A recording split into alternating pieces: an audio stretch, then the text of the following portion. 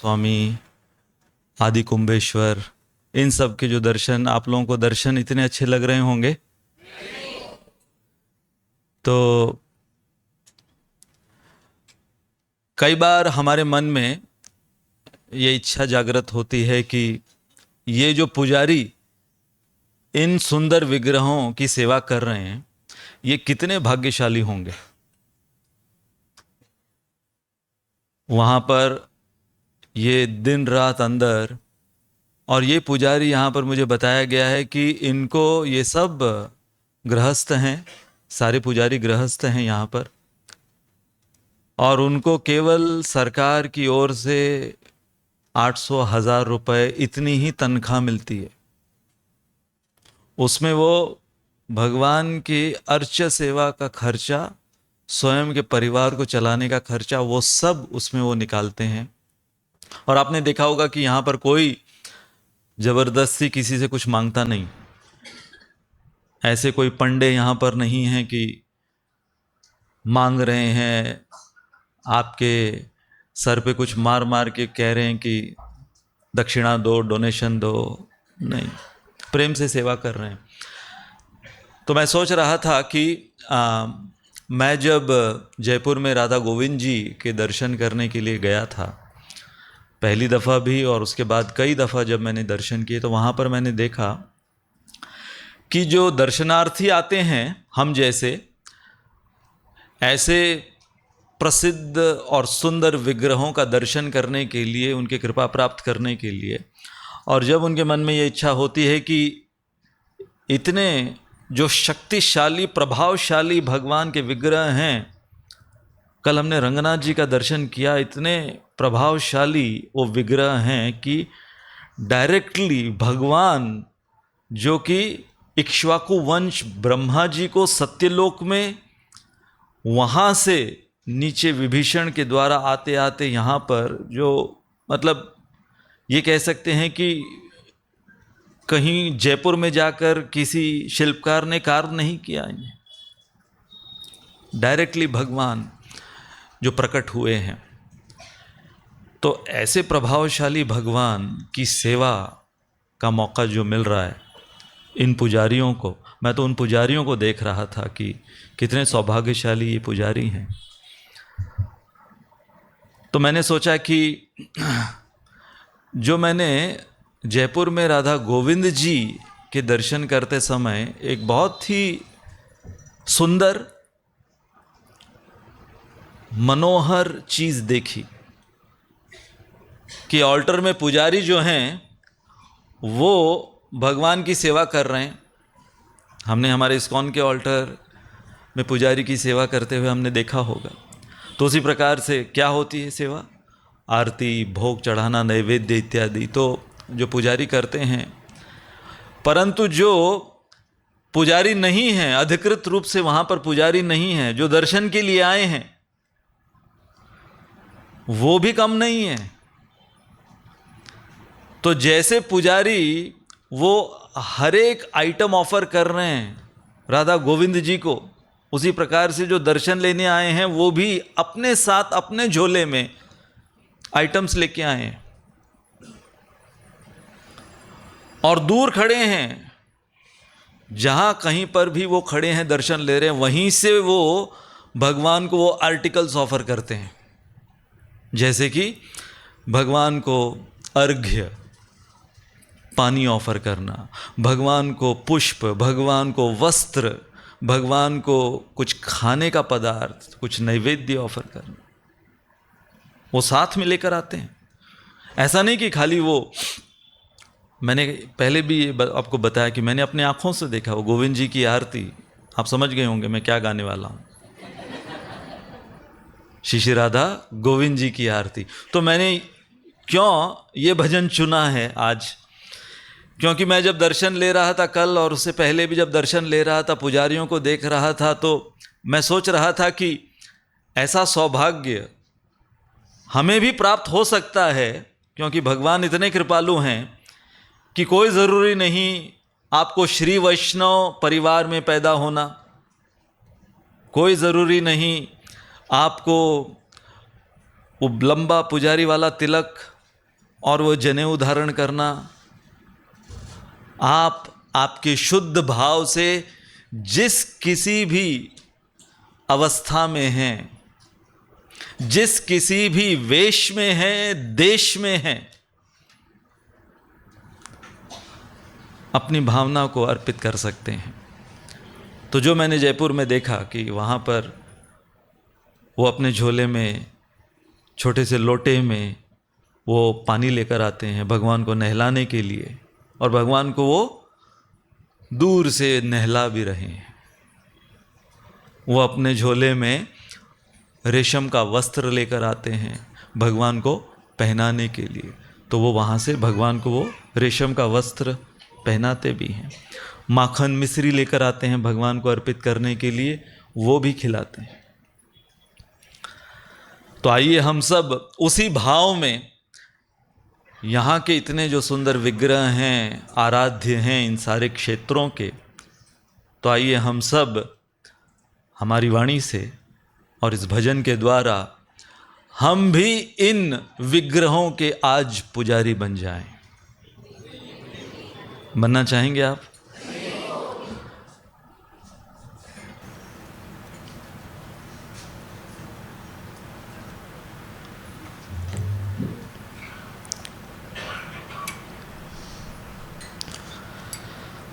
गोविंद तुम्हारे चरणों में एक प्रेम पुजारी आया है।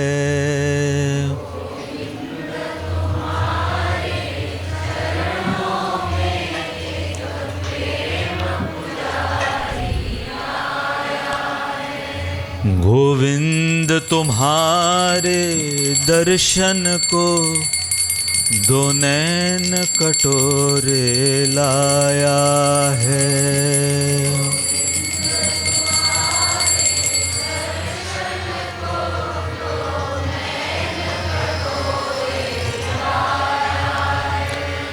गोविंद तुम्हारे चरणों में एक प्रेम पुजारी आया है।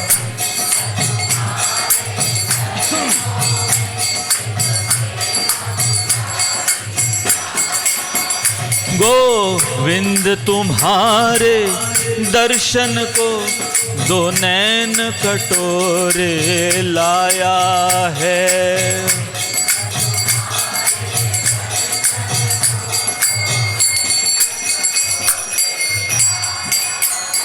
मेरे हाथों में जल का लोटा है, मैं तुम्हें नहलाने आया हूँ।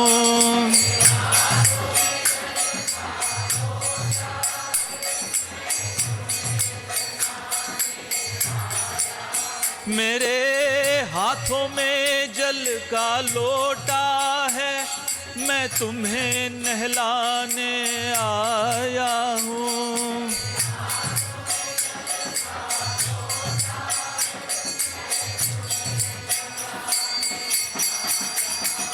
बड़े प्रेम से नाओ मनमोहन, मैं तुम्हें नहलाने आया हूँ।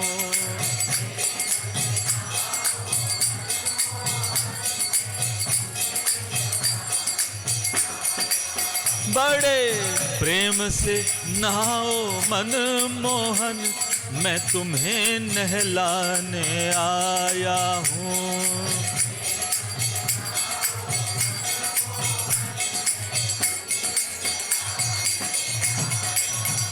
गोविंद तुम्हारे चरणों में एक प्रेम पुजारी आया है।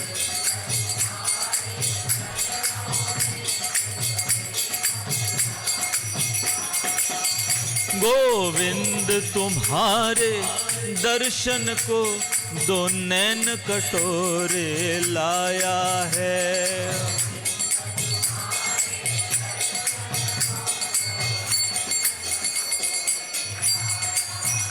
मेरे हाथों में रेशम वस्त्र है, मैं तुम्हें पहनाने आया हूँ।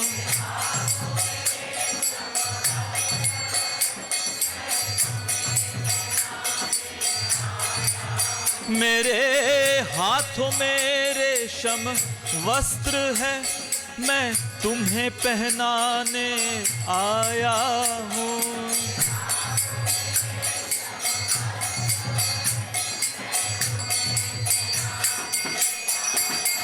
बड़े प्रेम से पहनो मनमोहन, मैं तुम्हें पहनाने आया हूँ।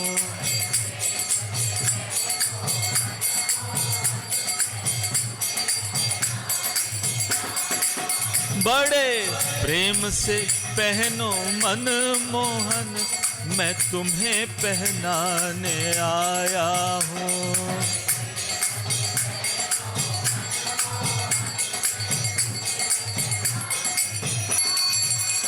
गोविंद तुम्हारे चरणों में एक प्रेम पुजारी आया है।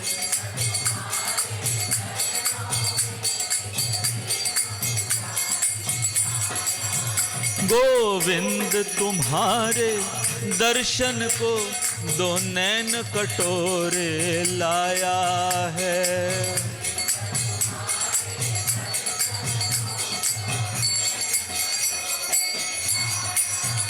मेरे हाथों में फूलों का गजरा है, मैं तुम्हें सजाने आया हूँ।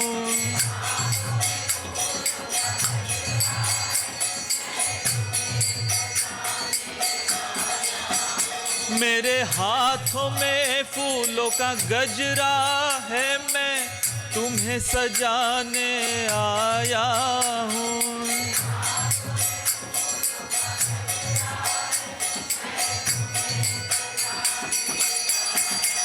बड़े प्रेम से सजना मनमोहन, मैं तुम्हें सजाने आया हूँ।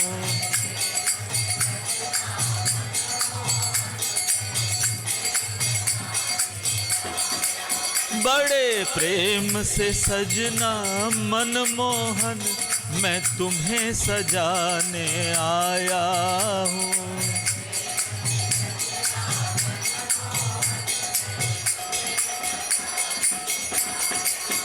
गोविंद तुम्हारे चरणों में एक प्रेम पुजारी आया है।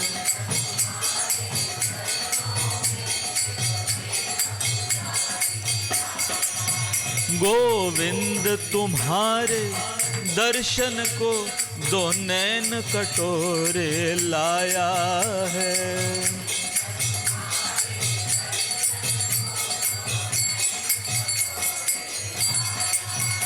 मेरे हाथों में माखन मिश्री है, मैं तुम्हें जिमाने आया हूँ।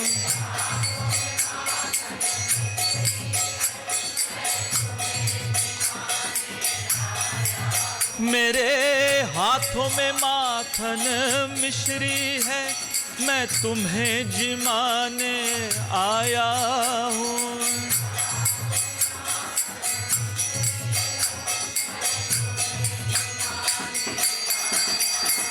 बड़े प्रेम से जीमो मनमोहन, मैं तुम्हें जिमाने आया हूँ।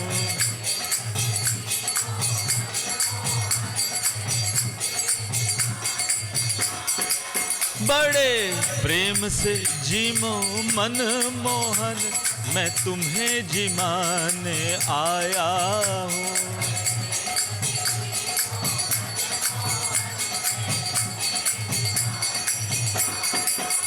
गोविंद तुम्हारे चरणों में एक प्रेम पुजारी आया है।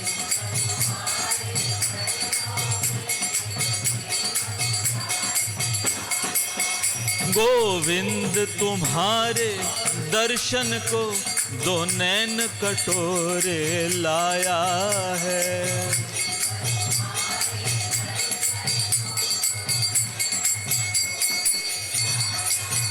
मेरे हाथों में घी की बाती है, मैं आरती करने आया हूँ।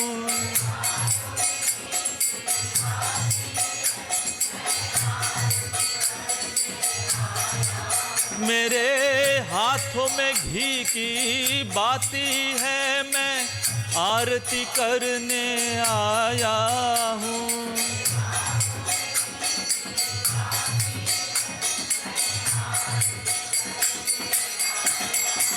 आरती स्वीकारो मनमोहन, मैं आरती करने आया हूँ।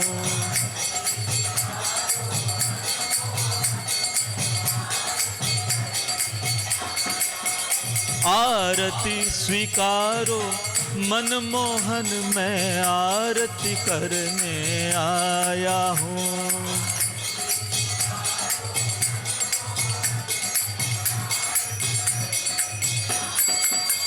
गोविंद तुम्हारे चरणों में एक प्रेम पुजारी आया है।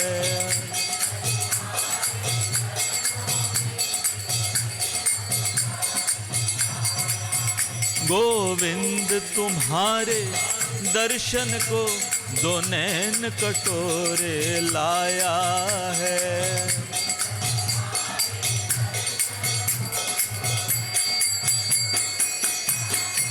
जायो राधा गोविंद राधा गोविंद राधे।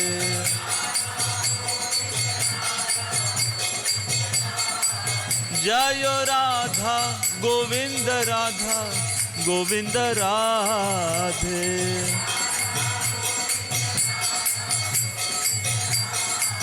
जायो राधा मदन गोपाल राधा मदन गोपाल राधे।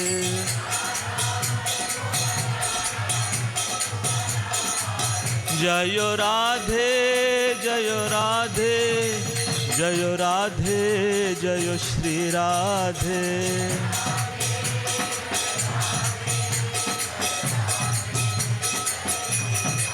प्रभुपाद प्रभुपाद प्रभुपाद जय जय प्रभुपाद।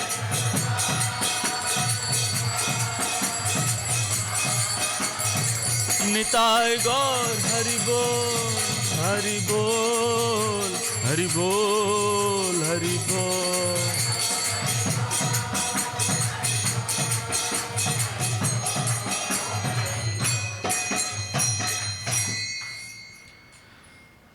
तो क्योंकि आज प्रभु श्री राम का नक्षत्र के अनुसार जन्मोत्सव मनाया जाने वाला है, तो आइए उनके गुणगान में हम ये सुंदर भजन गाएं जो कल भी हमने गाया था। जय सीता राघव जय अरण्य बिहारी।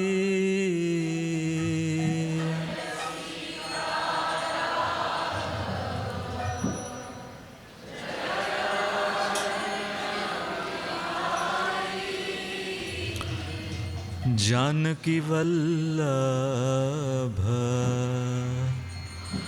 जय लखन प्यारे।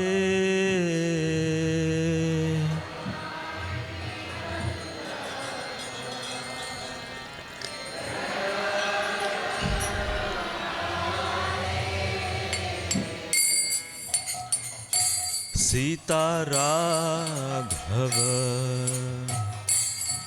जय अरण्य बिहारी।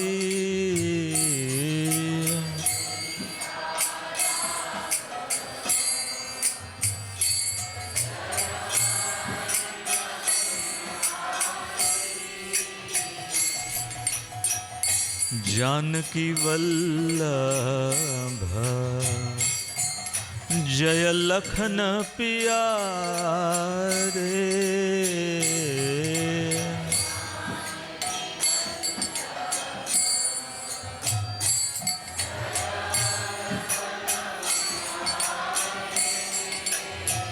जय जानकी वल्लभ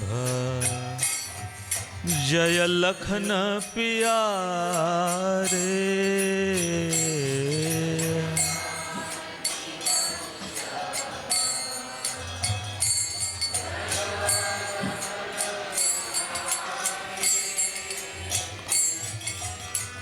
रघुकुल जीवन जय भक्त परायण।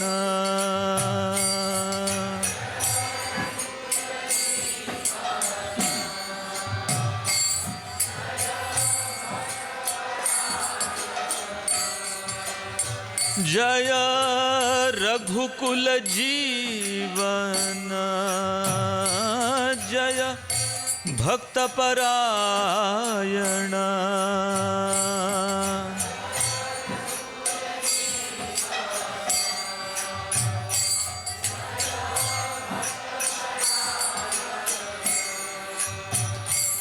जय हनुमत नाथाय जय भरत दुलारे।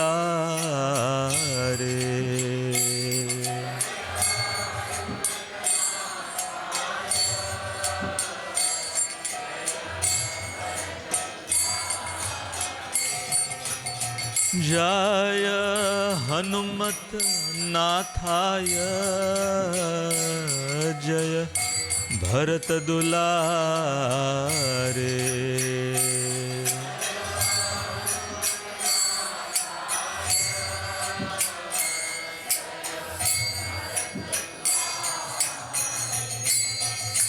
जय सीता राघव जय अरण्य बिहारी।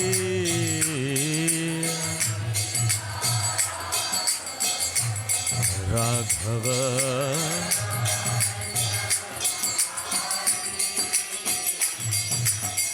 जानकी वल्लभ जय लखन प्यारे।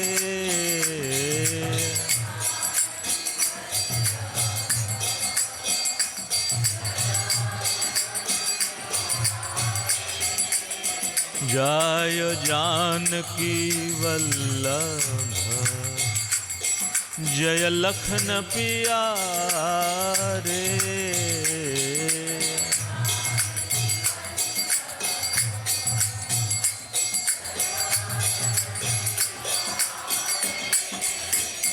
हे रघुकुल जीवन जय भक्त परायण।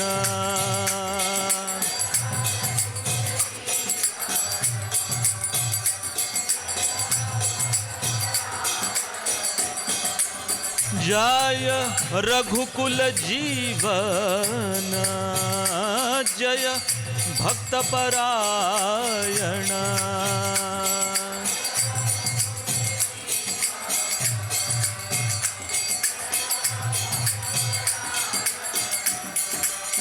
जय हनुमत नाथाय जय भरत दुलारे।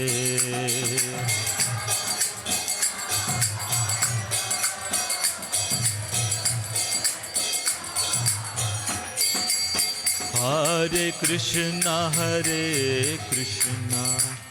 कृष्णा कृष्णा हरे हरे। हरे राम राम राम हरे हरे।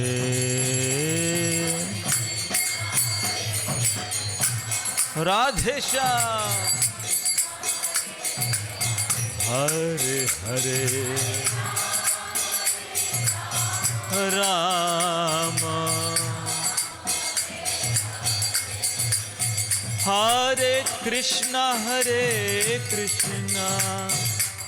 कृष्णा कृष्णा हरे हरे। हरे राम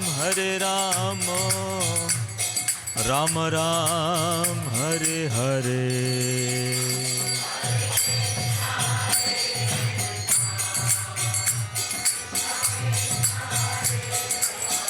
राधे श्याम राम हरे कृष्णा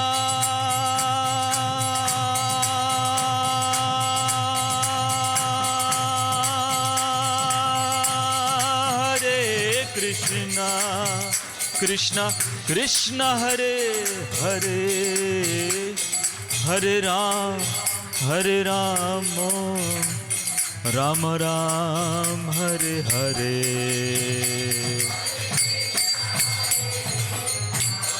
गौर हरि बोल हरे हरे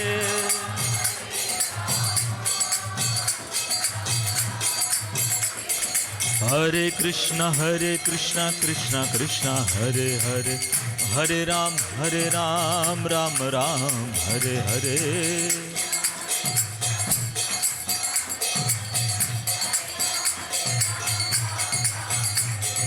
हरे कृष्णा कृष्णा कृष्णा हरे हरे हरे राम राम राम हरे हरे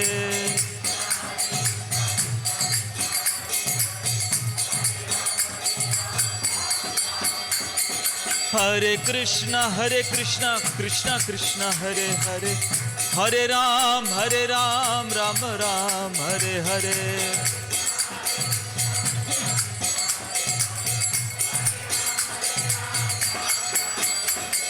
हरे कृष्णा कृष्णा कृष्णा हरे हरे हरे राम राम राम हरे हरे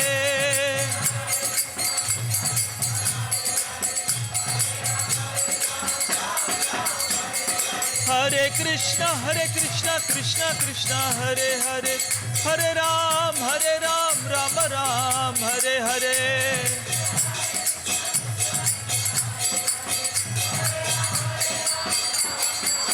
जय सीताराम सीताराम लक्ष्मण हनुमान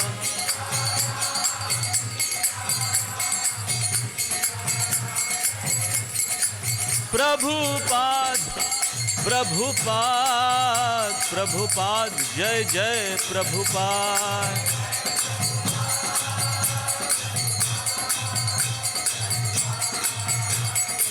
निताय गौर हरि बोल हरि बोल हरि बोल हरि बोल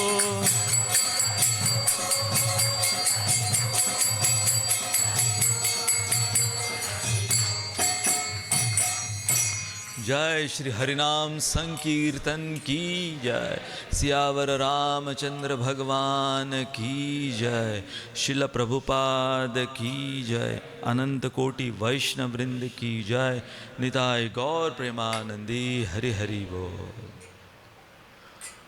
ओम नमो भगवते वासुदेवाय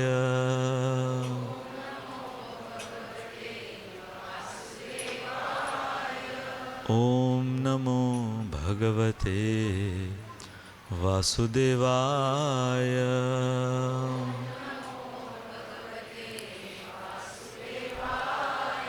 ओम नमो भगवते वासुदेवाय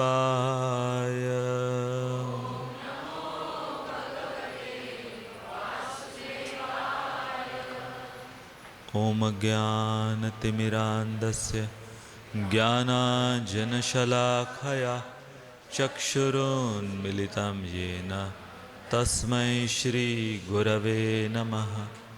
श्रीचैतन्यमनोभीष्टं स्थापितं येन भूतले स्वयं रूपः कदा मह्यं ददाति स्वपदान्तिकं वन्देऽहं श्रीगुरोः श्रीयुतः पदकमलं श्रीगुरून् वैष्णवांश श्रीरूपां साग्रजाता सहगणा रघुनाथान्वितं तं सजीवं साद्वैतं सावधूतं परिजनासहितं कृष्णचैतन्यदेवं श्री राधा कृष्ण पदान सहगण ललिता श्री विशाखान्वितांश। हे कृष्ण करुणा सिंधु दीनबंधुर्जगत्पते गोपेश गोपिका कांत राधा कांत नमोस्तुते। तप्त कांचन गौरांगी राधे वृंदावनेश्वरी वृषभानुसुते देवी प्रणमामि हरिप्रिये। वाञ्छाकल्पतरुभ्यश्च कृपा सिन्धुभ्य एव च पतितानां पावनेभ्यो वैष्णवेभ्यो नमो नमः। जय श्री कृष्ण चैतन्य प्रभु नित्यानंद श्री अद्वैत गदाधर श्रीवासादि गौर भक्तवृंद। हरे कृष्णा कृष्णा कृष्णा हरे हरे।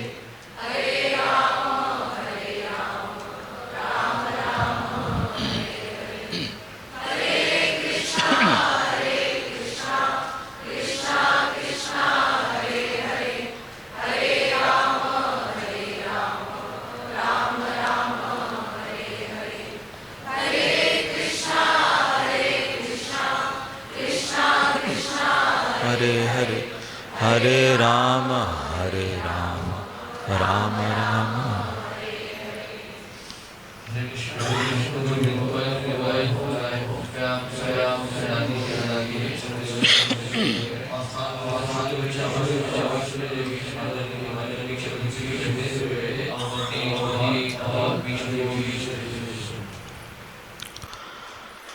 तो हमारे पिछले सत्र में हम इस निष्कर्ष पर पहुंचे थे, शुरुआत भी हमने इसी सिद्धांत से की थी कि हम लोग यहाँ पर क्यों आए हैं। केवल कुछ बदलाव के लिए नहीं, बल्कि परिवर्तन के लिए। इस भौतिक संसार का जो हमारा आवर्तन है उसे बंद करने के लिए हमें अंदर से परिवर्तन लाना है। तो इसी तर्ज पर आज हम शुरुआत करेंगे इस सिद्धांत से थोड़ा और आगे जाने के। That change has to come from inside by remembering the Lord who is seated by our side.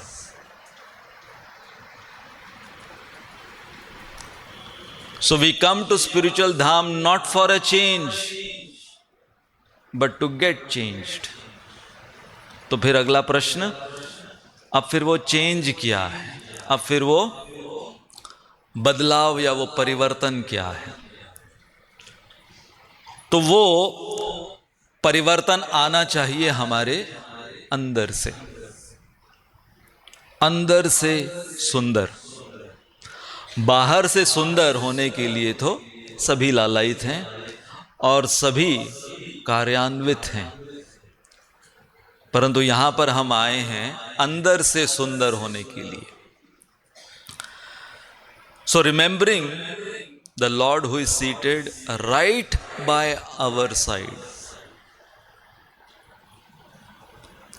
तो भगवत गीता में भगवान ने इसके संदर्भ में ये जो सुप्रसिद्ध श्लोक 9वें अध्याय का 34वां श्लोक,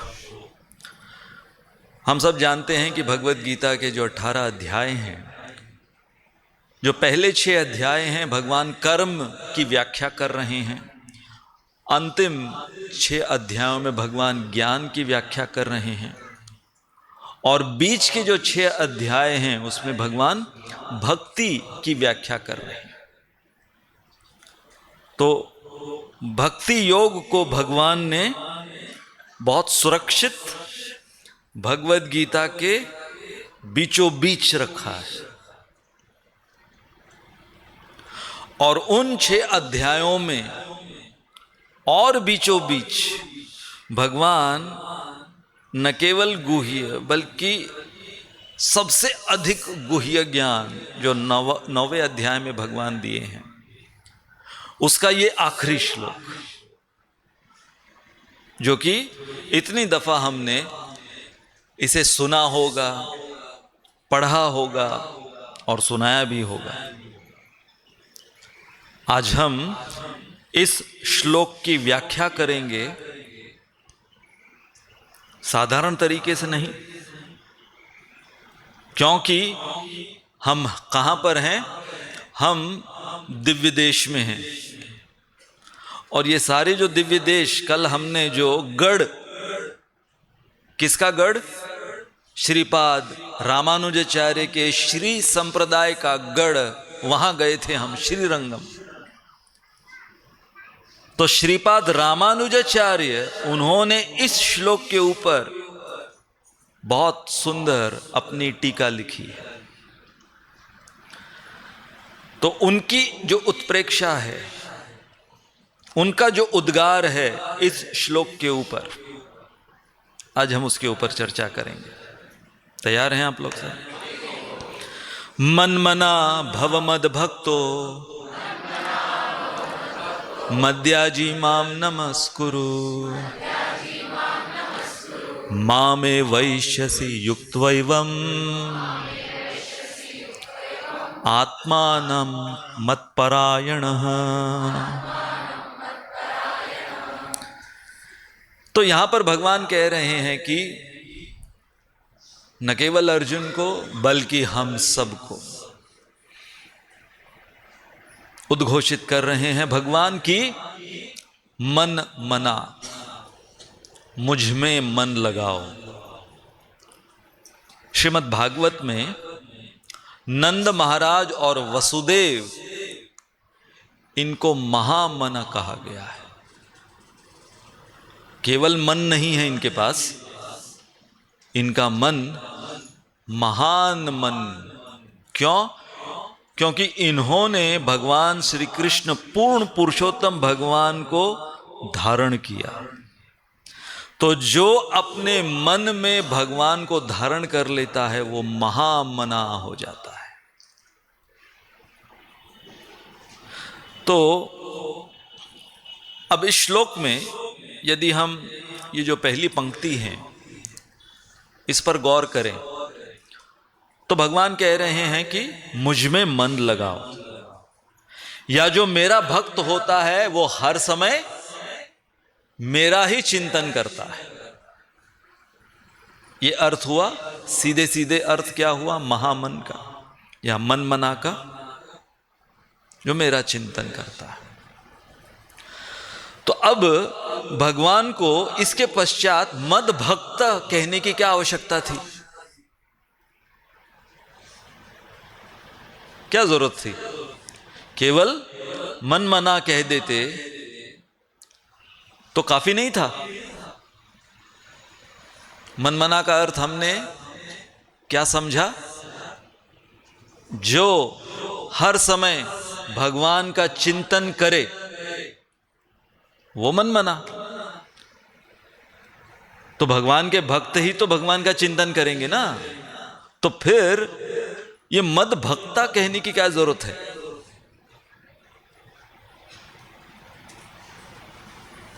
कुछ समझे? नहीं समझाते हैं। क्योंकि कंस ने भी भगवान का निरंतर चिंतन किया था, वो भी मन मना था, परंतु भय के कारण। कंस भी मन मना था भय के कारण, शिशुपाल भी मन मना था। 24 घंटे भगवान का चिंतन करते थे ये लोग। शिशुपाल भी मन मना था, परंतु द्वेष के कारण।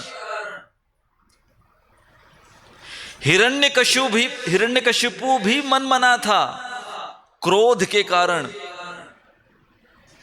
रावण भी मन मना था, नफरत के कारण।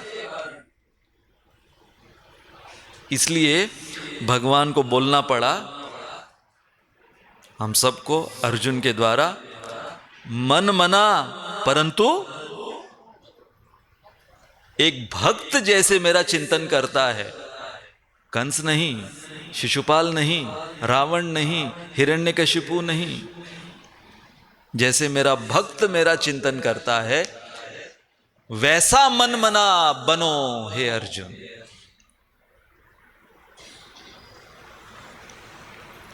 तो श्रीपाद रामानुजाचार्य इन्होंने इस श्लोक पर टीका लिखते हुए उन्होंने एक हमारे सामने भगवान श्री कृष्ण या हम कहें श्रीपाद रामानुजाचार्य के जो आराध्य, उनकी एक ऐसी छवि प्रस्तुत की है कि यदि हम श्रीपाद रामानुजाचार्य के द्वारा दिए गई ये सूची, भगवान पर ध्यान लगाने की जो सूची, यदि उसे समझ लें और उस पर ध्यान लगाएं और उसे अपने जीवन में उतारें, तो आज के हमारे सत्र की शुरुआत हमने किससे की? That change has to come from inside, by remembering the lord who is seated by our side. तो श्रीपाद रामानुजाचार्य उन्होंने भगवान श्री कृष्ण की तुलना केवल एक समुद्र से नहीं की है। भगवान श्री कृष्ण की तुलना सागर से, समुद्र से अक्सर हुई है। हे कृष्ण करुणा सिंधु दीन बंधु जगतपते। तो यहां पर श्रीपाद रामानुजाचार्य वो कहते हैं कि हमें यदि मनमना बनना है तो भगवान श्री कृष्ण के गुणों के 7 समंदर हैं जिसकी हम चर्चा करने वाले हैं। 1 नहीं, 2 नहीं, 3, बोलते ना 7 समंदर पार जाकर कुछ हासिल होता है। तो ये 7 समंदर श्रीपाद रामानुजाचार्य हमारे सामने प्रस्तुत कर रहे हैं, जिसको जान लेने से हम भगवान श्री कृष्ण के मन मना मद भक्तो भक्त बन सकते हैं। तो उन्होंने एक सुंदर श्लोक की रचना की है और इस श्लोक के द्वारा श्रीपाद रामानुजाचार्य बता रहे हैं मन मना कैसे बनना है। ये 7 समंदर कौन से हैं? भगवान श्री कृष्ण के गुणों के। मई अपार कारुण्य सौंदर्य सौशील्य माधुर्य औदार्य वात्सल्य गांभीर्य जलधौ। जलधौ का अर्थ होता है समंदर, जलधि समंदर को कहते हैं। निविष्ट मना भव, कि हमारे मन को इसमें आविष्ट करना है। किसमें गोते लगाना है? किसमें गोते लगाना है? भगवान के इन 7 समंदरों में। तो सीट की पेटी बांध लीजिए या खोल लीजिए, क्योंकि आपको कूदना है। कहां कूदना है? भगवान के इन 7 समंदरों के अंदर कूदना है। और घबराइए मत, तैरना नहीं भी आता तो इन समंदरों में आप डूब भी गए तो एक जो इस भौतिक संसार का समंदर है उसे पार कर जाएंगे।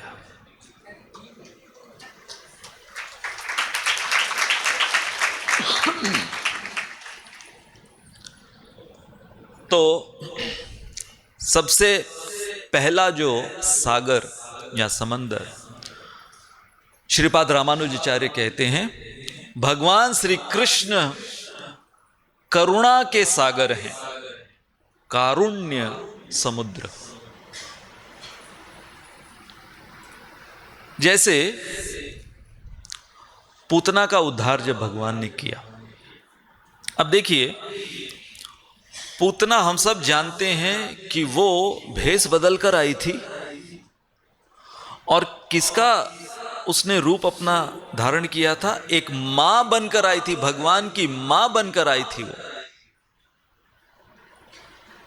धात्री भगवान की मां बनकर आती है।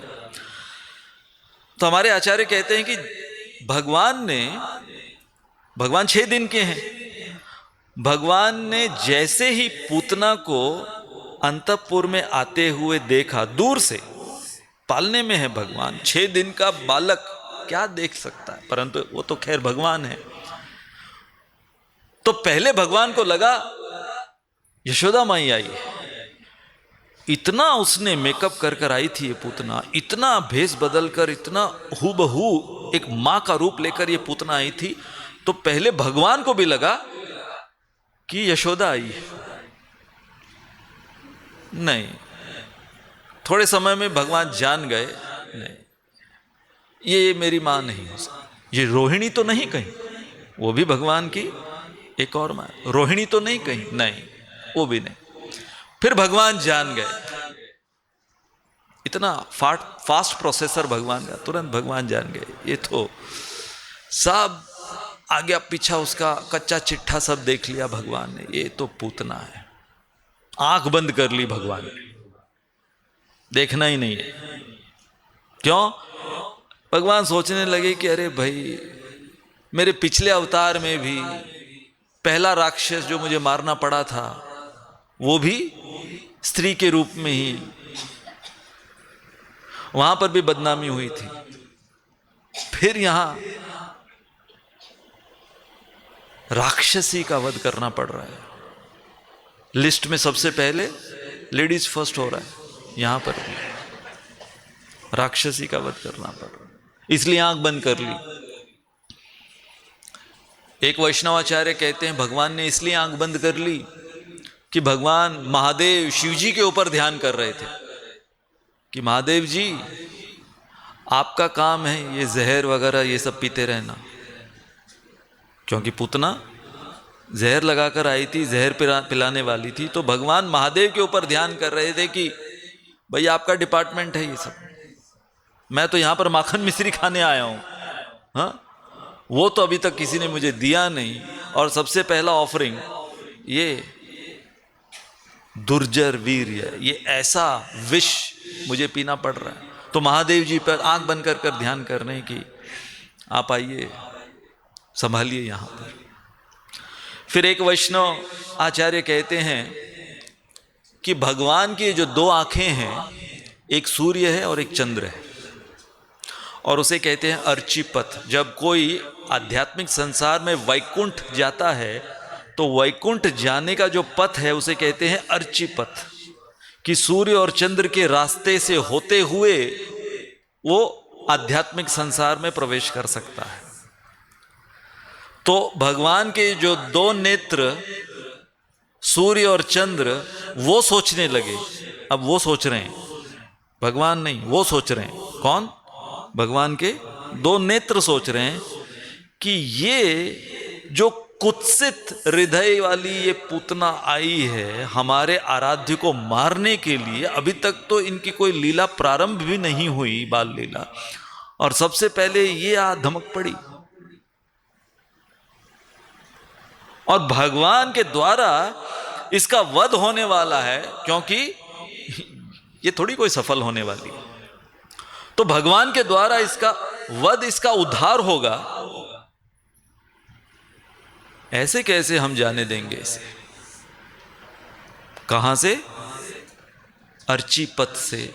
ऐसे कैसे इसे जाने देंगे? इसलिए फाटक लगा दिया, निमीलिते क्षण, भगवान की पलकें बंद हो, नहीं, इसको नहीं जाने देंगे। तो ऐसे वैष्णव हमारे आचार्य बहुत से टीकाएं इसके ऊपर दिए। भगवान ने आंख क्यों बंद की, इसके ऊपर कितने कारण हैं। हम लोग आंख बंद करते हैं कि कारण होता है, वो सब जानते हैं क्या है। तो भगवान ने पूतना का जो उद्धार किया, न केवल पूतना का विष पी लिया, न केवल वो दूध भी था वो भी पिया, विष भी पिया, दूध भी पिया, प्राण भी पी लिए।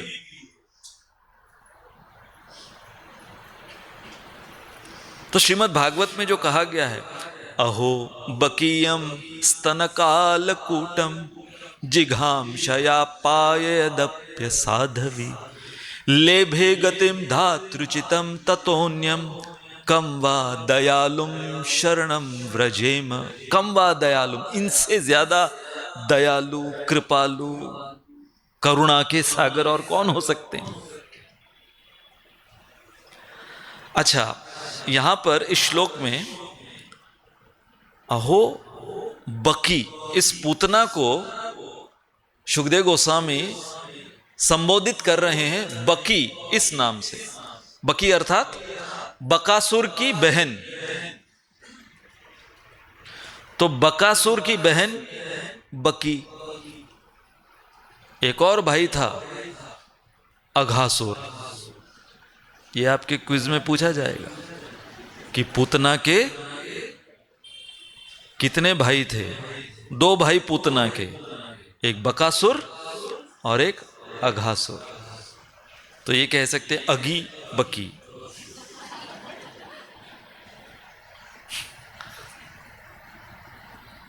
जिसे देखिए, कृपा बांटने के लिए भगवान भी अपने भाई बहन के साथ आते हैं।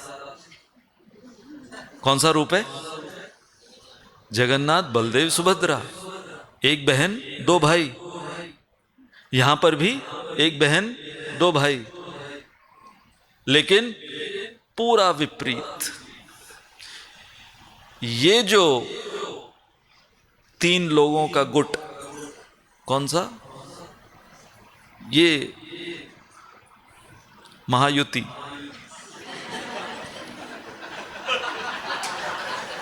पता नहीं, आज 20 तारीख है ना, इसलिए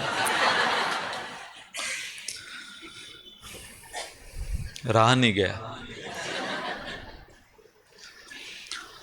तो ये लोग मिलकर भगवान को, भगवान के भक्तों को, भगवान के लीलाओं को खत्म करने के लिए, ये भाई बहन। और एक तरफ हैं जगन्नाथ, बलदेव, सुभद्रा भाई बहन, जो कि अनंत काल से अपनी कृपा बांट रहे हैं इस भौतिक संसार में। अहो बकीयम स्तन कालकूट। केवल साधारण कोई मार्केट में विष मिलता है ना, वैसा विष नहीं लगाया था, बेगॉन स्प्रे नहीं लगाया था। कई बार तो लोग पी जाते थे बेगॉन स्प्रे, कुछ होता ही नहीं था। मुझे याद है बचपन में हमारे कॉलोनी में एक लड़की ने बेगॉन स्प्रे पी लिया था, कुछ नहीं हुआ उसे। तब समझ में आया कि कॉकरोच मरते क्यों नहीं थे।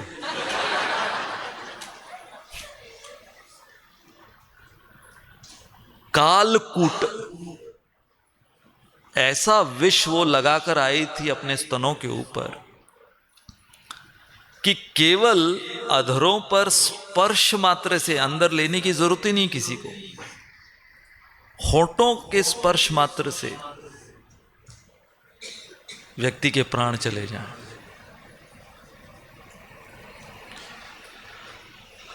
असाध्वी, ऐसी असाध्वी, ऐसी राक्षसी, रुधिर आशना, बाल घातिनी, ये पूतना। परंतु आई कैसे है?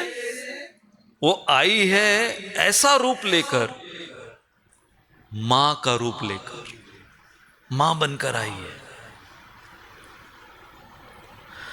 अब इसका सौभाग्य देखिए, अगर हम उस पर गौर करें कि सबसे पहले भगवान ने अपने अधरों से इसका स्तनपान किया। हम लोग जब मंदिरों में भगवान को कुछ अर्पित करते हैं तो भगवान अपने आंखों से उपभोग को स्वीकार करते हैं, भगवान अपने आंखों से उसे प्रसाद बनाते हैं। यहां पर भगवान ने पूतना को केवल देखकर उसको महाप्रसाद नहीं बनाया। फिजिकली भगवान अपने अधरों का इस्तेमाल कर कर पूतना का स्तनपान करने लगे। क्या सौभाग्य! कल्पना कीजिए कि आप पुजारी हैं, आपने भगवान को या आपके घर के ऑल्टर पर भगवान को आप कुछ ऑफर कर रहे हैं और भगवान ऑल्टर से नीचे उतर कर आलती पालती मार कर बैठे हैं और ऐसे निवाला बना बना कर खा रहे हैं। कैसा लगेगा आपको? अच्छा लगेगा ना? ये तो नहीं लगेगा अरे मेरा क्या होगा, फिर तो खाते जा रहे हैं, हमने तो 4 चपाती बनाई थी।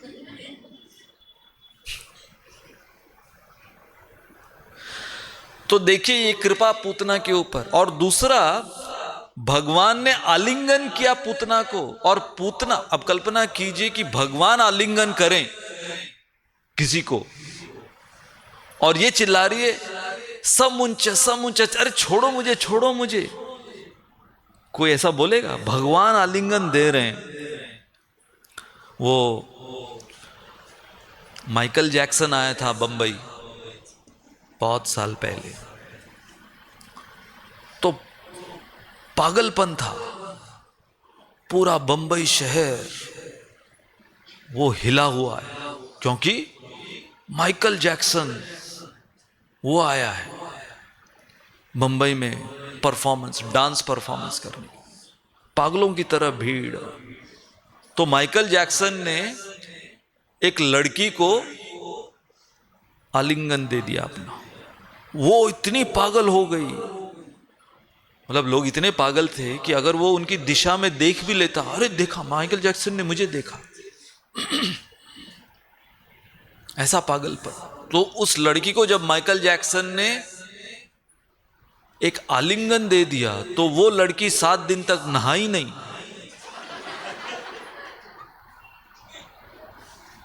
कि माइकल जैक्सन का जो आलिंगन है वो धुल ना जाए।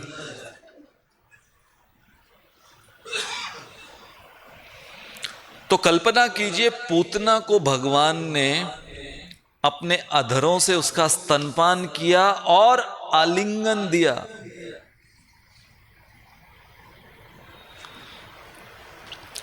तो देखा क्या भगवान ने पूतना के अंदर? अब देखिए, ये भगवान ने अपने रूल से हटकर एक कृपा दी पूतना को।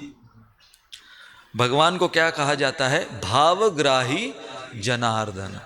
भगवान जो जनार्दन है वो भाव के भूखे हैं, परंतु यहां पर पूतना का भाव कुत्सित था। तो भगवान ने केवल पूतना की जो वेशभूषा थी, वो जो ड्रेसअप होके आई थी, वही देखा भगवान ने। जनरली हम क्या कहते हैं? भगवान वेशभूषा को नहीं देखते, भगवान भाव को देखते हैं। यहां पर भगवान ने वेशभूषा को देखा कि नहीं, ये मेरी मां बनकर आई है, ये जो भी कार्य कर रही है, दूध पिलाने का कार्य कर रही है, वो भी एक मां का कार्य होता है। तो उसके अटायर, उसकी वेशभूषा और उसके एक्शंस, उस पर गौर किया भगवान ने, रूल पर एक्सेप्शन लगाया। यहां तक कि कहा गया है कि आध्यात्मिक संसार में न केवल इस प्रकार की कृपा पूतना को वध करने के पश्चात केवल मोक्ष नहीं दिया, पूतना को अपने गोलोक वृंदावन में स्थान, धातृचितम, धात्री का स्थान गोलोक वृंदावन। और आचार्य कहते हैं कि भगवान जब भी मां पुकारते तो 3 माताएं भाग कर आती, यशोदा माई, देवकी और पूतना। पूतना भी भाग कर आती। ये दर्जा पूतना को दिया, जो कि 6 वर्षीय भगवान को मारने आई थी। कम वा दयालुम शरणम व्रजेम, इनसे ज्यादा दयालु। इसलिए ब्रह्मा जी भी कहने लगे कि अरे भाई, इतना आपने इस बकासुर अघासुर को इतनी कृपा दे दी, ये जो विष लगाकर विषैला दूध पिलाने आपको आई, इसे आपने इतनी कृपा दे दी, तो जो प्रेम का दूध आपको पिलाती हैं, और खास तौर पर आपकी मां यशोदा, वो जो गौवें हैं ब्रज की, अन्य गोपियां जो प्रेम से आपको अपना दूध पिला रही हैं, आप उनके लिए फिर क्या करोगे? कुछ स्टॉक में है कृपा के आपके पास? बचा है कुछ?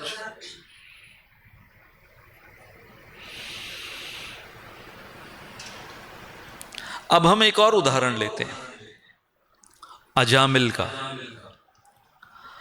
अजामिल अधिकांश अपने जीवन में उसने पाप कृत्य किया, इतना बड़ा वो पापी कि उसके भी रिकॉर्ड्स मेंटेन नहीं हो पा रहे थे। कहां एक व्यक्ति इतना पाप कर सकता था, इतना उसके पास स्टेमिना था पाप करने का, कि यमलोक में डिपार्टमेंट पे डिपार्टमेंट भरे जा रहे थे पोथियों से उसके पाप के। ये था अजामिल, हम सब जानते हैं। परंतु अंत में किया क्या उसने? नारायण। तो उसने अपने मन से, अपने कर्मों से और अपने वचनों से 3 तरीके के पाप किए थे अजामिल ने। तो क्योंकि कर्मणा मनसा वाचा 3 श्रेणियों के या 3 प्रकार के पाप अजामिल ने किए, इसलिए 3 यमदूत आए थे अजामिल की आत्मा को ले जाने के लिए। एक यमदूत कर्मों से उसने पाप किए उसके लिए, एक यमदूत मानसिक पाप, एक यमदूत वाचिक पाप। तो ये अजामिल को अपने पूरे जीवन भर ये 3 प्रकार के पाप करने पड़े यमदूत को बुलाने के लिए। परंतु 4 विष्णुदूत आए, और 4 विष्णुदूत को बुलाने के लिए अजामिल को क्या करना पड़ा? बस मरते समय नारायण, भगवान नारायण के नाम के ये 4 अक्षर और 4 विष्णुदूत आ गए। तो अब प्रश्न ये है कि अजामिल तो भगवान को नहीं बुला रहा था, हम सब जानते हैं। अजामिल किसको बुला रहा था? अपने बेटे को बुला रहा था। वो कोई भगवान नारायण पर ध्यान नहीं कर रहा था। तो यदि ये दोनों देखें, हम पूतना और अजामिल का उदाहरण देखें, तो पूतना वो केवल मां का रूप लेकर आई थी, और यहां पर अजामिल वो केवल अपने पुत्र को पुकार रहा था, भगवान को नहीं पुकार रहा था। तो भगवान ने क्या देखा? At least Putana is dressed like my mother, at least Ajamil took that name which belongs to me, बस उतना ही।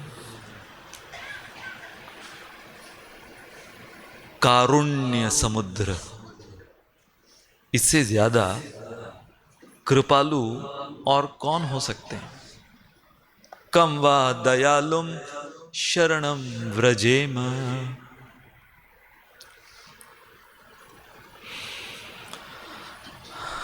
आइए आपको अब हम रंगनाथ जी की एक कथा सुनाते हैं, करुणा के सागर, इस संदर्भ में। क्योंकि हम इतना सुंदर रंगनाथ जी का दर्शन किए, और कल हमारे नित्यानंद प्रभु के श्रीमुख से, जो कि हमारे अधिकृत धाम दर्शक हैं, आप लोगों को नित्यानंद प्रभु के श्रीमुख की कथा कैसी लग रही है?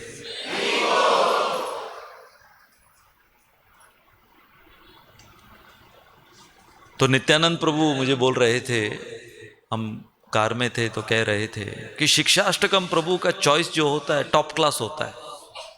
तो मैंने कहा हाँ, आपने सही कहा, मेरा चॉइस टॉप क्लास होता है। और मैंने स्वीकृति दी कि जैसे ही मुझे नरसिंह कृपा प्रभु ने बोला कि हमारी इस वर्ष की यात्रा साउथ की होने वाली है और वो भी श्रीरंगम हम जाने वाले हैं, कुंभकोणम जाने वाले हैं, तो मैंने टॉप चॉइस अपनी की और कोई नहीं, नित्यानंद प्रभु के अलावा। तो आपको, आप भी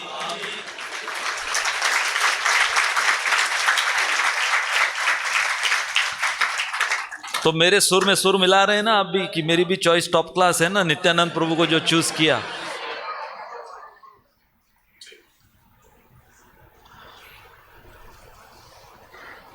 तो जो भी थोड़ी बहुत कथा मैं आज रंगनाथ जी के संदर्भ में आपको सुनाऊंगा, शब्द उनके होंगे, बोल हम रहे।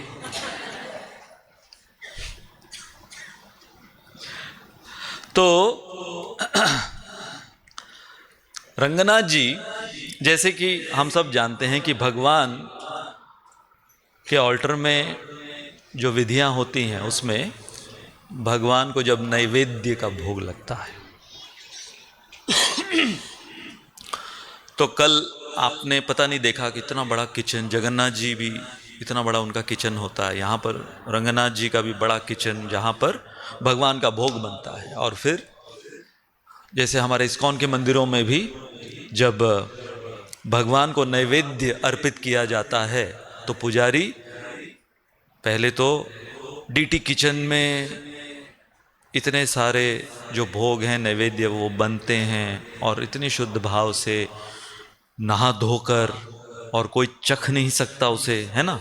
स्टैंडर्ड्स कितने हाई होते हैं कि डीटी किचन के स्टैंडर्ड्स, बर्तन नहीं ले जा सकते आप।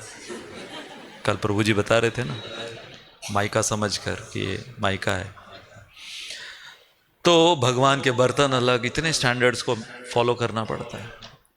अब भगवान को जब नैवेद्य ऑफर होता है तो उसके कितने स्ट्रिक्ट रूल्स हैं भगवान का भोग। तो अब हम उन रूल्स में नहीं जाएंगे, समझ लीजिए कि बहुत स्ट्रिक्ट रूल्स हैं भगवान के नैवेद्य अर्पण करने में। तो रंगनाथ जी को जो पुजारी नैवेद्य अर्पित करते थे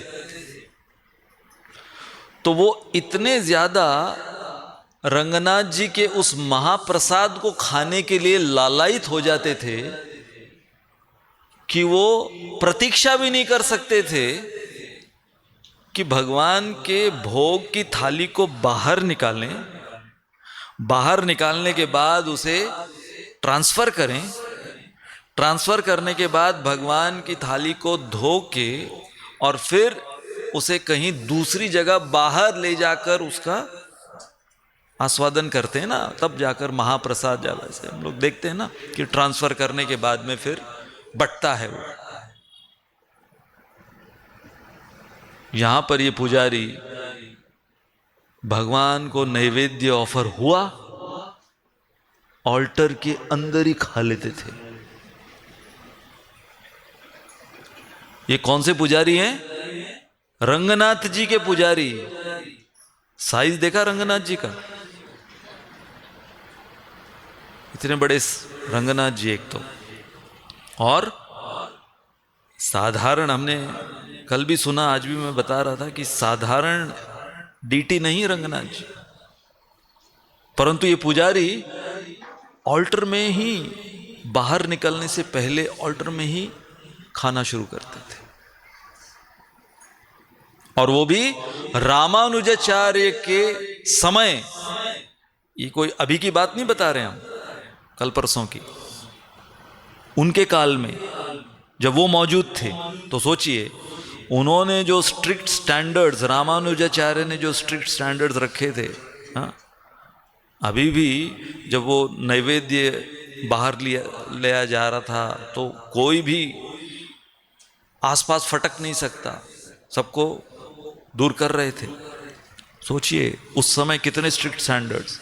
तो रामानुजाचार्य के स्टैंडर्ड्स इतने स्ट्रिक्ट थे और वो ऐसे स्तर पर थे कि उनको समझ में आ जाता था कि रंगनाथ जी ने नैवेद्य स्वीकार किया है। पता कैसे? जैसे मान लीजिए एक थाली होती है, जब आप किसी के लिए प्लेट बनाकर लाते हैं ना, प्रसाद की प्लेट बनाकर लाते हैं या जब किसी को परोसते हैं, तो जब उसने खाना शुरू नहीं किया है वो परोसी हुई थाली कैसी दिखती है, और उसमें से कुछ खा लिया है वो थाली कैसी दिखेगी। तो रामानुजाचार्य इस स्तर पर थे कि रंगनाथ जी ने अपने उंगलियों से, चाहे वो पोंगल हो, चक्र पोंगल हो, चावल का कुछ पदार्थ हो, उन्होंने अपनी उंगलियों से खाया है, तो वो उंगलियों के निशान हो जाते हैं ना। चाहे खिचड़ी हो, चावल हो, सांबर हो, उसके ऊपर उंगलियों के निशान। तो रामानुजाचार्य उनको वो उंगलियों के निशान दिख जाते थे रंगनाथ जी के। ये लेवल था। और ये आदान प्रदान रंगनाथ जी का होता था कि वो एक्चुअली उंगलियों के निशान, मतलब उन्होंने उंगलियों से वो नैवेद्य को चखा है। अब रामानुजाचार्य उनको पता चला कि यहां पर धांधली हो रही है। क्या हो रही है? धांधली हो रही है, गफलत हो रही है, गड़बड़ हो रही है। अब समझे कि ये जो नैवेद्य ऑफर किया जा रहा है ये एज इट इज बाहर नहीं आ रहा है, या जैसे भगवान के उंगलियों का स्पर्श उस प्रकार से किसी और ही उंगली का स्पर्श लग रहा है इसमें। अच्छा, ये बात जो है ये पता नहीं, भगवान के महाप्रसाद को लेकर ये ऐसी लीलाएं या ऐसे प्रसंग या ऐसी घटनाएं ये सब जगह प्रचलित है। मैं जब राधा गोपीनाथ मंदिर में, अब नए नए जो ब्रह्मचारी ज्वाइन करते हैं तो उनको सबसे पहले सीधे ऑल्टर में एंट्री नहीं मिलती, आपको बैकअप सेवा और बैकअप सेवा क्या है कि पुजारी ऑफरिंग के समय आएंगे, आपको प्लेट बनाकर उनके लिए तैयार रखनी, ठीक है। वो पूरी प्लेट अंदर ले जाएंगे और वही अलाउड है अंदर जाकर भगवान को भोग ऑफर करने के लिए। तो मैं बैकअप सेवा में, तो मैं अपना पुजारी के लिए प्लेट बनाता था। तो अब अलग अलग जो टाइमिंग्स हैं भोग के, जैसे कि मंगल भोग के अलग प्रिपरेशंस होते हैं, बाल भोग के अलग प्रिपरेशंस, राज भोग के अलग प्रिपरेशन, संध्या भोग के अलग प्रिपरेशन। तो इतनी बार अभी रोज सेवा करनी है बैकअप की, तो पता रहता था कि राजभोग में कितनी कटोरियां, सबसे ज्यादा कटोरियां राजभोग की थाली में। तो स्वीट्स कितने होंगे, सब्जियां कितनी होंगी, चपाती, चावल, फिर कोई सलाद या फिर कोई जूस, ये सब कुछ पता होता था किसको? बैकअप वाले को, क्योंकि वो प्लेट बना रहा है। तो राधा गोपीनाथ मंदिर का जो ऑल्टर वो ऐसा था कि एक तरफ डीटी रूम जहां पर बैकअप वाला वो सब कुछ कर रहा है, और बीच में राधा गोपीनाथ जी का ऑल्टर है, और फिर उसके बगल में एक और खाली कमरा जहां पर शालिग्राम जी की पूजा अभी भी होती है। तो ऐसे 3 कमरे, एक इस तरफ दाहिनी ओर और एक बाईं ओर। तो मैं अक्सर देखता था, अब हम पुजारी का नाम नहीं लेंगे, तो मैं प्लेट बनाई है भगवान की, उसमें मान लो कि गुलाब जामुन बनाया है उस दिन, तो हमको बताया जाता था कि कटोरी में 3-4 प्लेट बनेगी, गौर निताई के लिए, राधा गोपीनाथ जी के लिए, श्रीनाथ जी के लिए, गुरु परंपरा के लिए, ऐसे। तो हर एक प्लेट में 4 गुलाब जामुन कटोरी के अंदर। तो आप क्या एक्सपेक्ट करोगे कि ऑफरिंग, जो भी 20 मिनट की ऑफरिंग के बाद में जब प्लेट आएगी तो हर एक कटोरी में 4 गुलाब जामुन तो होंगे ना। मैं देखता था प्लेट में से 2-3 गुलाब जामुन गायब। शुरुआत में तो मुझे लगा कि शायद बहुत इतनी प्रेम से ही ऑफर करते हैं शायद भगवान को, कि भगवान से रहा नहीं जाता, तो भगवान नीचे उतर कर सही में गुलाब जामुन खाते हैं। तो शुरुआत में मुझे ऐसा लगा। फिर धीरे धीरे मुझे पता चला, ट्रांसमिशन लॉस होता है ना, ट्रांसमिशन लॉस कहते हैं ना, तो वो जो दूसरा वाला कमरा, वहां पर बैकअप वाला इतना जाता नहीं था, बस लास्ट में खाली झाड़ू पोछा मारने के। तो मैंने देखा कि ये पुजारी, ये जब ऑफरिंग निकालने जाते थे तो ये अपनी अंटी में, अंटी समझते हैं आप, धोती के इधर अंटी में ये थैली अटका के जाते थे,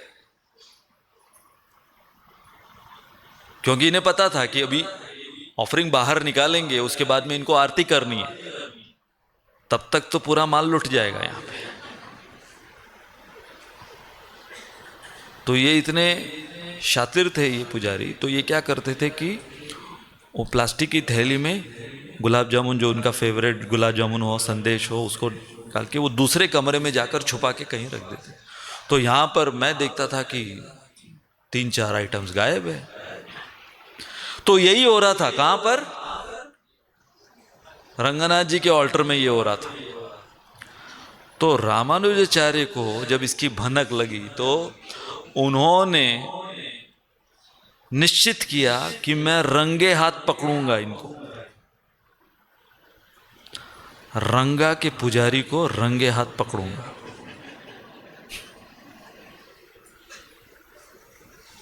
अब इनको पता नहीं कि इनके श्री गुरु इनको रंगे हाथ पकड़ने वाले हैं, और कोई नहीं, रामानुजाचार्य।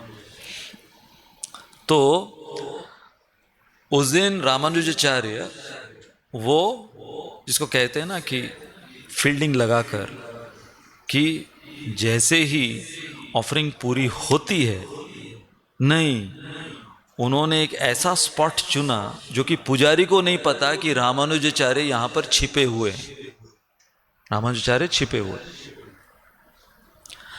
तो पूरा प्रोसीजर ऐसा था कि भगवान को जब नैवेद्य अर्पित होगा, नैवेद्य अर्पित होने के पश्चात भगवान को हाथ मुंह धुलाते हैं, हस्त मुख प्रक्षालनम, हाथ मुंह धुलाते हैं, जैसे किसी का भी हाथ मुंह धुलाएंगे आप, तो भगवान का भी हाथ मुंह धुला के, और एक पात्र, बड़ा पात्र जिसका नाम है शुद्धोदक पात्र, उस पात्र के अंदर भगवान का जो हाथ मुंह धोया हुआ पानी, उस पात्र के अंदर, बड़ा पात्र, उस पात्र के अंदर वो पानी हुआ करता था।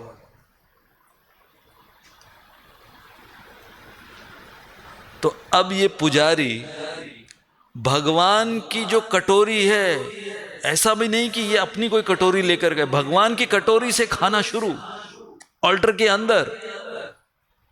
ऑफर हुआ है अभी, ऑफर होने के बाद में वहीं पे खाना शुरू। और इस पुजारी को पता चला कि रामानुजाचार्य दस्तक दे रहे हैं, और रामानुजाचार्य अब पूछ रहे हैं, कौन है अंदर, क्या चल रहा है, क्या चल रहा है।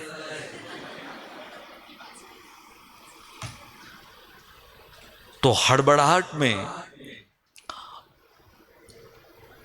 अफरा तफरी मच गई अंदर। पुजारी अब ऊपर की सांस ऊपर, नीचे की सांस नीचे, जो खाया है वो भी न तो निगल पा रहे न उगल पा रहे, क्या करे, करे तो करे क्या, जाए तो जाए कहां। तो ये जो शुद्धोदक पात्र, यही एक जगह थी जहां पर वो छुपा सकते थे।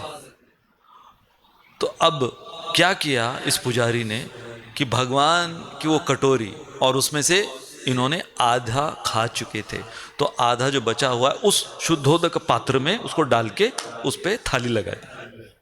कि उसको तो कोई ज़्यादा चेक नहीं करेंगे। गुरु महाराज रामानुजाचार्य अंदर आते और इस पुजारी की जो अब सिट्टी पिट्टी गुल हुई, रामानुजाचार्य समझ गए कि क्या कांड किया इसने। तो वो चेक कर रहे हैं कि कटोरी कहाँ है, भगवान की कटोरी कहाँ है, और वो नैवेद्य जो अभी ऑफर किया वो है कहाँ, ढूंढ रहे हैं।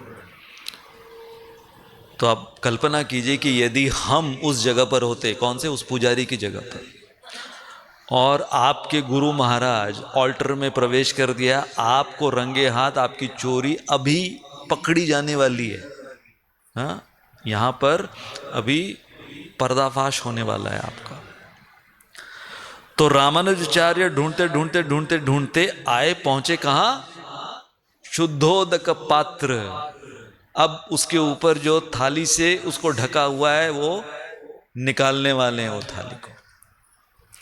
अब उसमें तो खाली जल हुआ करता था, और जल से नीचे सब दिखता है ना कि क्या, कौन सी कटोरी नीचे है, किसकी है, क्या है उसके अंदर, सब कुछ ट्रांसपेरेंट जल से दिख जाता था। तो अब ये प्रार्थना करने लगे, ये पुजारी रंगनाथ जी से प्रार्थना करने लगे कि कभी फिर से मैं ऐसी गलती कभी फिर से नहीं करूंगा, आप मेरी लाज रख लीजिए।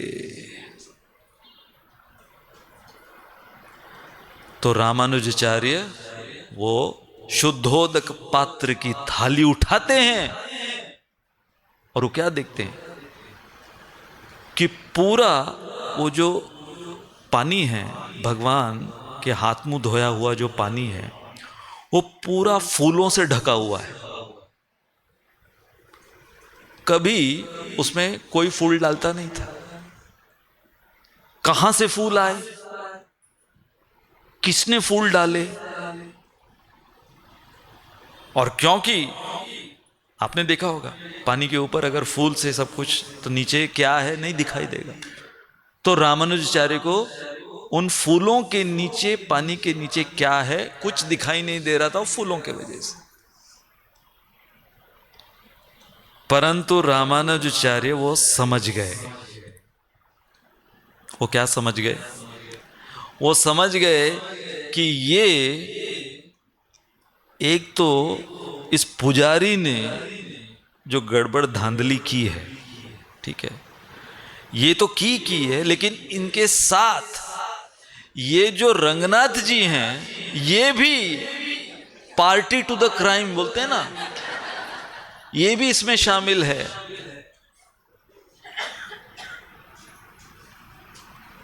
तो ये मुस्कुराने लगे रंगनाथ जी को देखते हुए कि यहां पर मैं आया हूं आपकी अर्च विग्रह की जो सेवा है उसको इतना शुद्ध स्थापित करने के लिए, और ये मेरे पीठ पीछे क्या कर रहे हैं आप दोनों।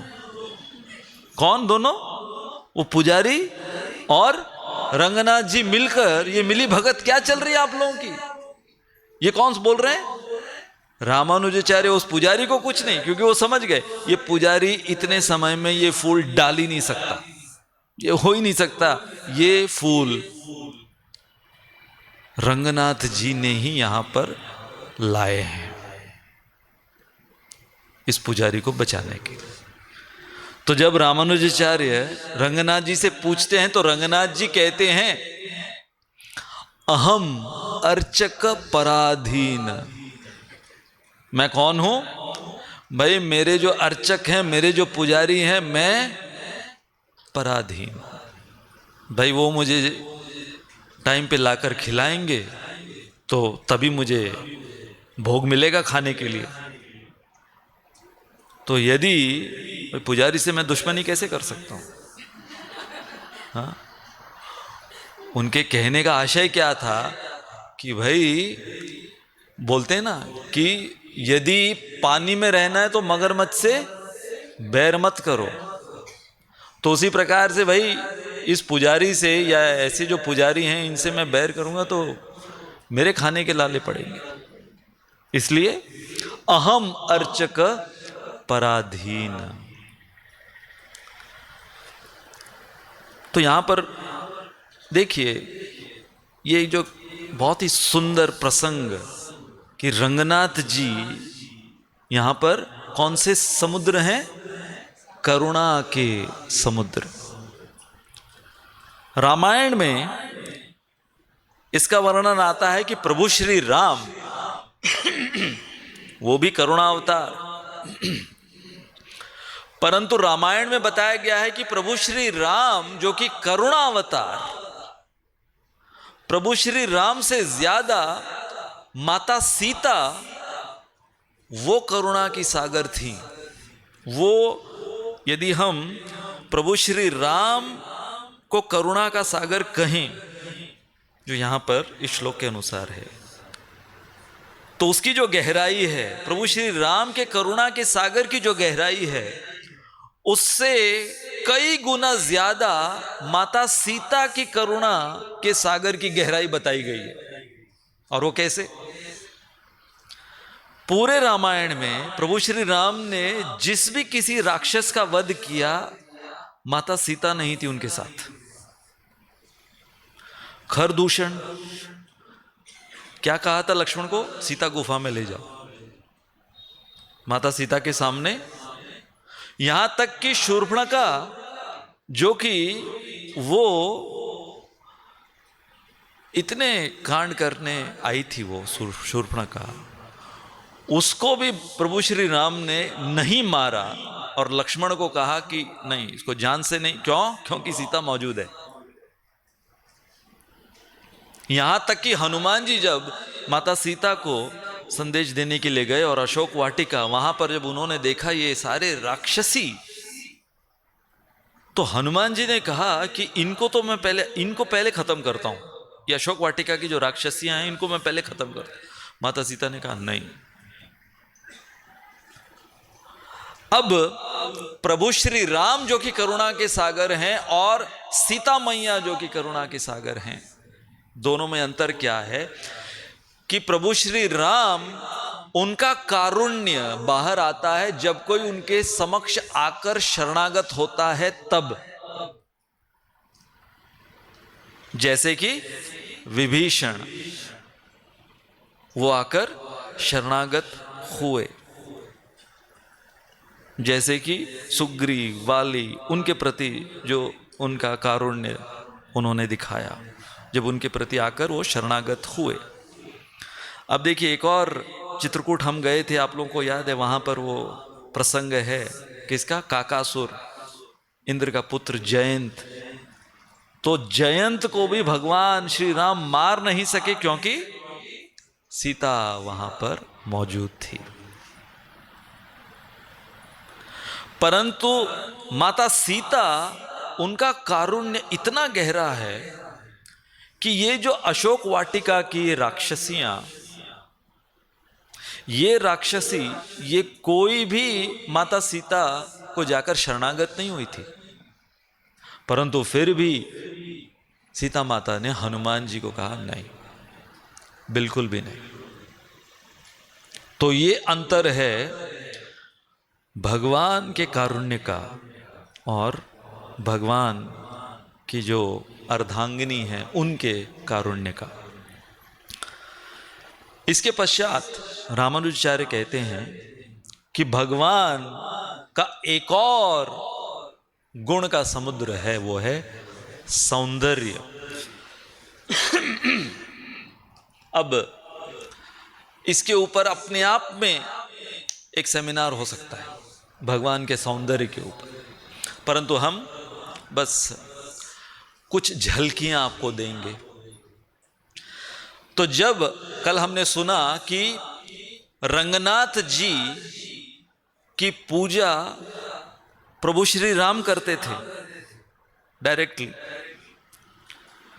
तो प्रभु श्री राम जब रंगनाथ जी का दर्शन करने जाते थे रोज, तो वो अकेले नहीं जाते थे, वो रंगनाथ जी का दर्शन करने के लिए सीता को अपने साथ लेकर जाते थे।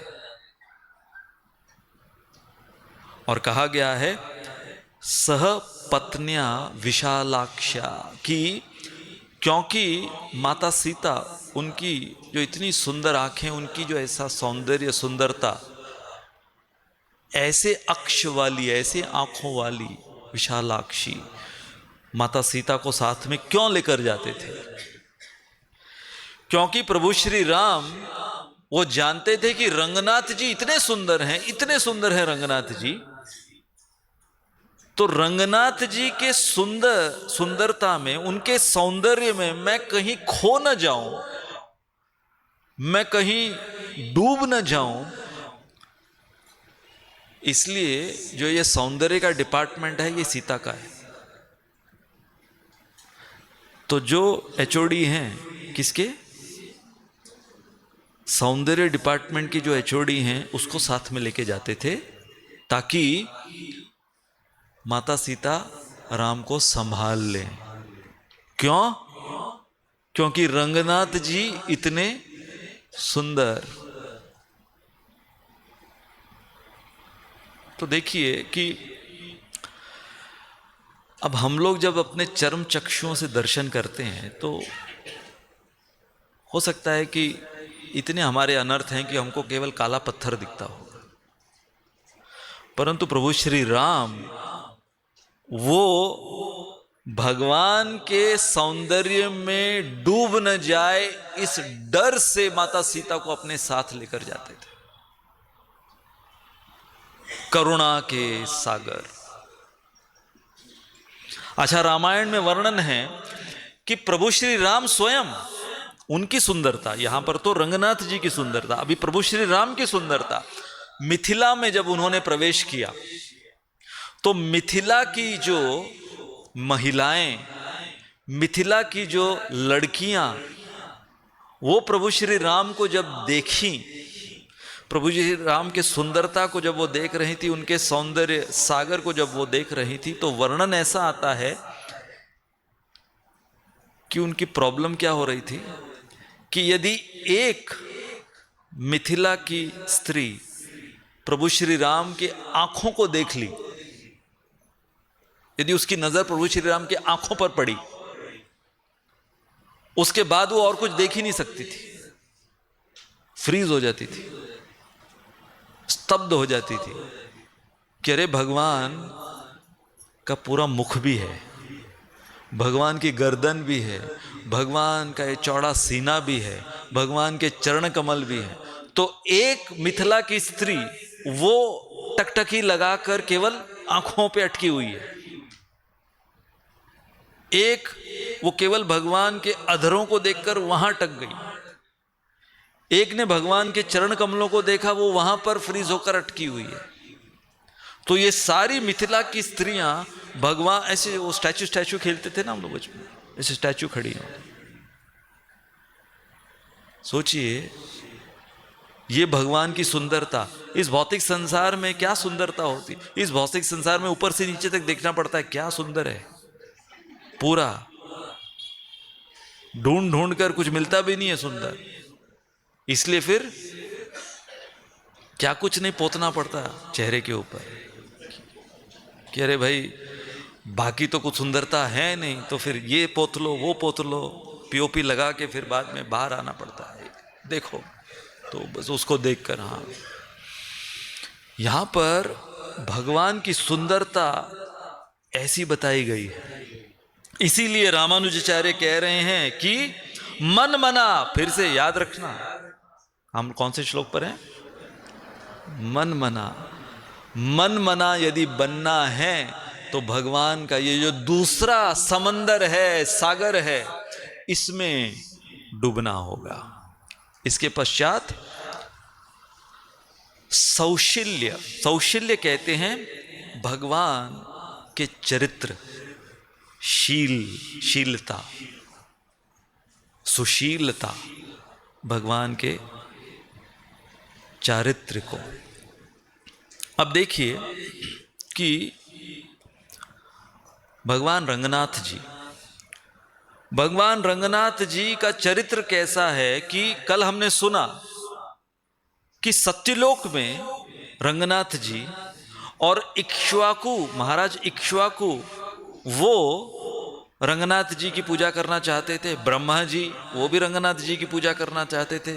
तो रंगनाथ जी ने कैसे एडजस्टमेंट किया, उनका चरित्र देखिए कैसे एडजस्टमेंट किया कि सत्यलोक से निकलते थे ब्रेकफास्ट के बाद और लंच से पहले वापस आ जाना। तो ब्रह्मा जी को भी खुश किया, महाराज इक्ष्वाकु उनको भी खुश किया। कावेरी ने रंगनाथ जी से प्रार्थना की कि गंगा को आपने इतनी कृपा दी, विष्णुपादी कहते हैं, आपके चरणों से निकली हुई है, मेरे लिए क्या, मला काय भेटना, मेरे लिए क्या। तो कावेरी एक कारण है, रंगनाथ जी आए यहां पर कावेरी के तट पर। कल आप लोगों ने कावेरी माता का दर्शन किया रास्ते में। तो कावेरी के तट पर कावेरी उनको कृपा देने के लिए।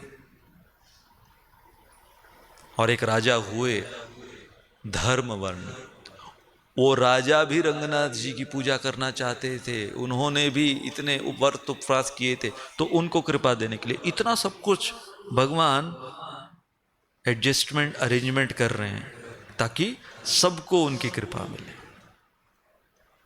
एक बहुत सुंदर प्रसंग, कल हम जब रंगनाथ जी के मंदिर में थे, आप लोगों ने चंद्र पुष्करणी का दर्शन किया? नहीं? फिर से आना होगा आपको। तो प्रांगण में बहुत सुंदर एक सरोवर, जैसे कि हमने वहां पर हरिद्र, आप लोगों ने उसका दर्शन तो किया होगा ना, कि रास्ते में जब हम जा रहे थे तो हमने मन्नारगुड़ी हरिद्र ना उसका दर्शन किया था। वैसे ही रंगनाथ जी के मंदिर के प्रांगण में चंद्र पुष्करणी नाम का बहुत सुंदर वो सरोवर या तालाब कहो, वो है, पुकुर है। तो एक दफा रंगनाथ जी के ही भक्त चंद्र पुष्करणी के पास बैठे हुए रंगनाथ जी की कथा की चर्चा कर रहे थे, कृष्ण कथा कर रहे थे, श्रवण कीर्तन चल रहा था रंगनाथ जी की कथा का। और रंगनाथ जी, इनके विषय में बताया गया है कि 365 दिन में 320 दिन उनकी प्रोसेशन निकलते हैं, उनके उत्सव। 365 में से 320 डेज फेस्टिवल्स ही होते रहते हैं उनके। तो जब ये रंगनाथ जी के भक्त कृष्ण कथा कर रहे थे चंद्र पुष्करणी के निकट, तब रंगनाथ जी, उसी समय रंगनाथ जी की शोभा यात्रा वो निकल रही थी, चंद्र पुष्करणी के वहां से होते हुए जा रही थी। तो अब होता है ना, जैसे ही भगवान की शोभा यात्रा निकल रही तो सबको प्रणाम करना है, दंडवत करना है, अपना आदर वो प्रस्तुत अर्पित करना है। तो उनको अपनी कृष्ण कथा रोकनी पड़ी। तो उनमें से एक ने ऐसे चिढ़ते हुए एक ने कह दिया, कौन है ये कमबख्त जिसने हमारी कृष्ण कथा रोक दी? कौन है ये कमबख्त, कृष्ण कथा हमारी रोकनी पड़ी हमको? किसके बारे में बोल रहे हैं? और कोई नहीं, रंगनाथ जी के बारे में। तो रंगनाथ जी ने सुना ये, रंगनाथ जी ने तुरंत पुजारियों को कहा, यूटर्न, चलो वापस, कोई डिस्टरबेंस नहीं होना चाहिए इनको। और उसके बाद 1 साल तक रंगनाथ जी ने पुजारियों को आदेश दिया कि कोई फेस्टिवल नहीं, कोई प्रोसेशन नहीं, कोई शोभा यात्रा नहीं, मैं इस ऑल्टर से 1 साल तक बाहर नहीं आऊंगा। और ये सारे जो मेरी कृष्ण कथा कर रहे थे उनको बोलो मेरे ऑल्टर के सामने आके मेरी कृष्ण कथा करो।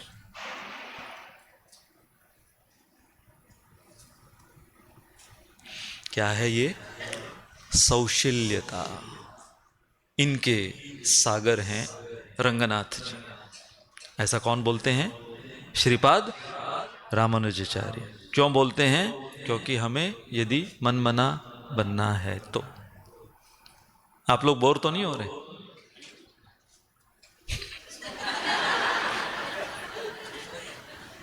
इतने घबराए हुए हैं आप लोग। कल करें?